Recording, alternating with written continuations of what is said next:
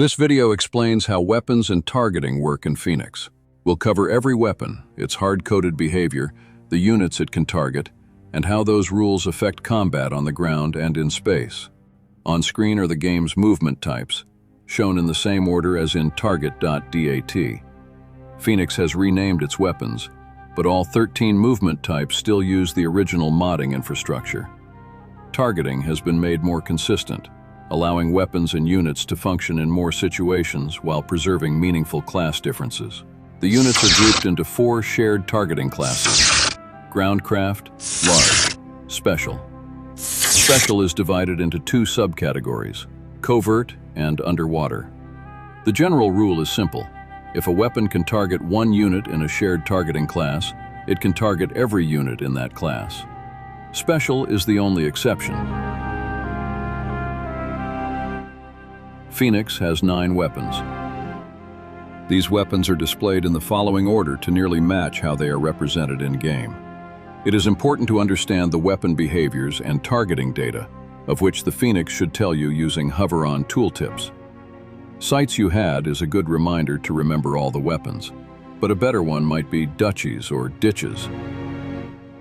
The final 4 weapons, Unorthodox, Heavy, Assault, and Destroy, allow cargo units to participate in space combat. Heavy, Assault, and Destroy can only be used in space.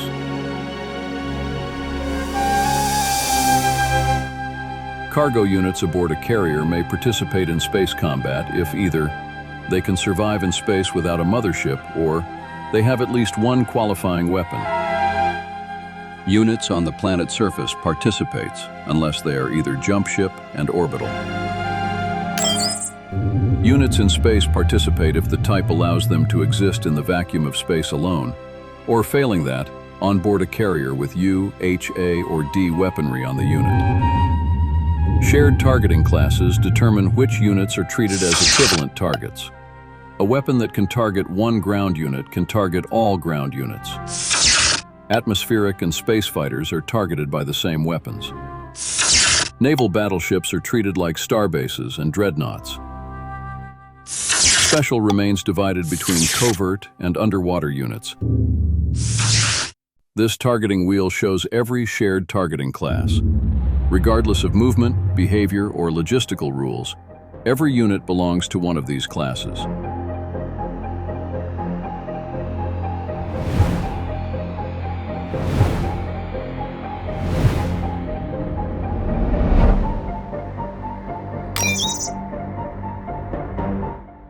Each weapon can target one or more classes, so the wheel is most useful when comparing weapon targeting with movement types. We'll begin with Citadel using a space battle.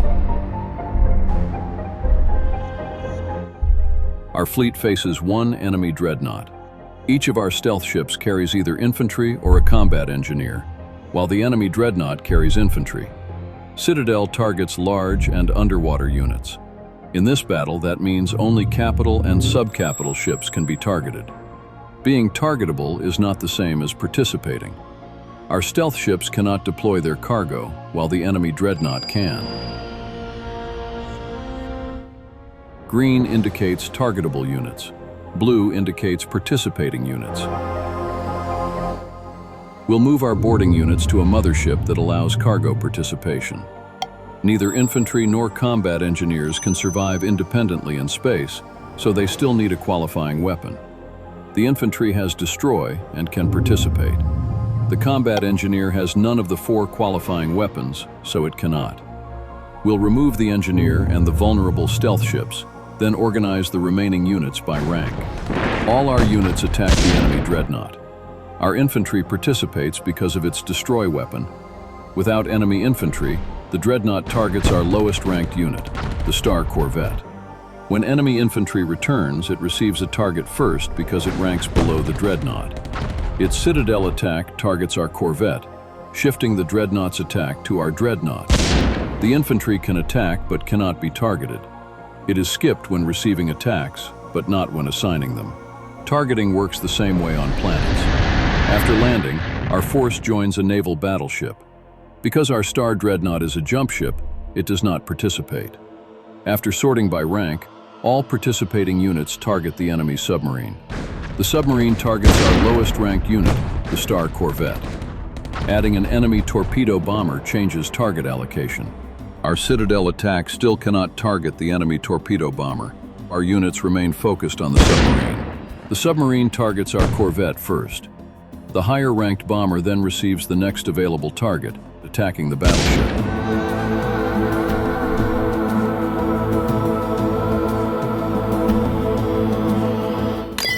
Intercept is the simplest weapon. It targets craft and functions both in the atmosphere and in space. Atmospheric fighters and space fighters are therefore vulnerable to the same attack.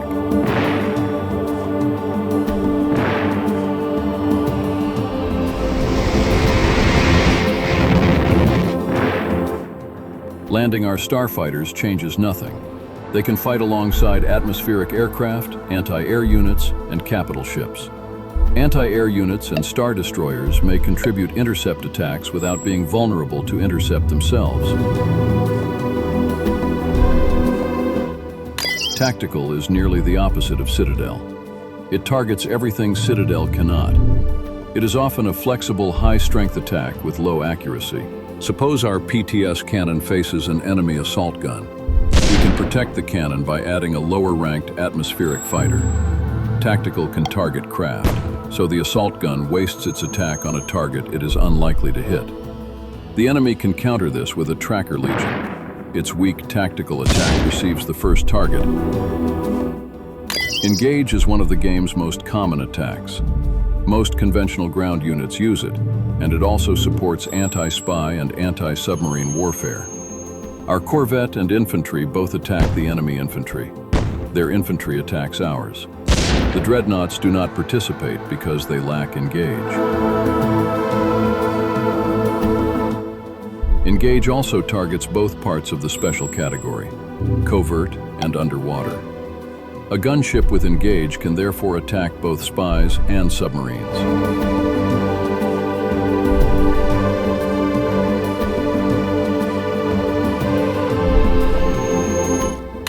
Support is often used as a secondary attack. It can target ground and large units, but not special units. Here, infantry and capital ships are vulnerable to support. A covert unit could potentially participate, but could not be targeted. Engage or tactical would be needed to attack it. Our strategic bomber has a powerful but inaccurate support attack. Unlike engage, support cannot target covert or underwater units. However, it can target every large unit, including landed capital ships.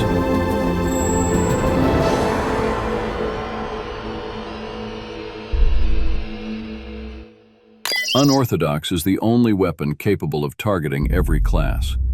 It uses resistance rather than armor. Heavy targets everything except special.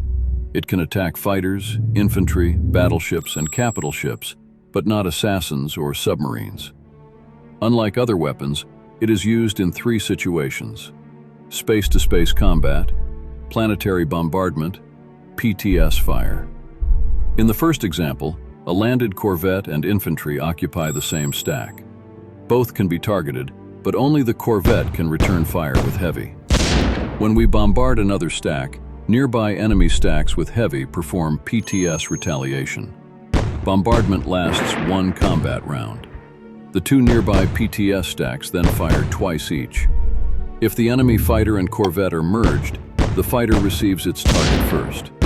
This pushes the corvette's target upward through our rank order. PTS retaliation also applies during landings. When the enemy force is merged into one stack, its full targeting capacity becomes available. Assault uses the same targeting rules as heavy, but is limited to normal space combat. Destroy is also space-only and targets only large units.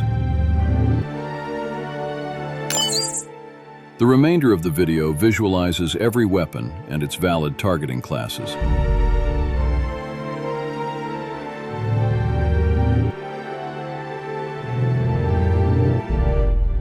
I hope this guide was useful. May the stars shine brightly upon you. Until next time.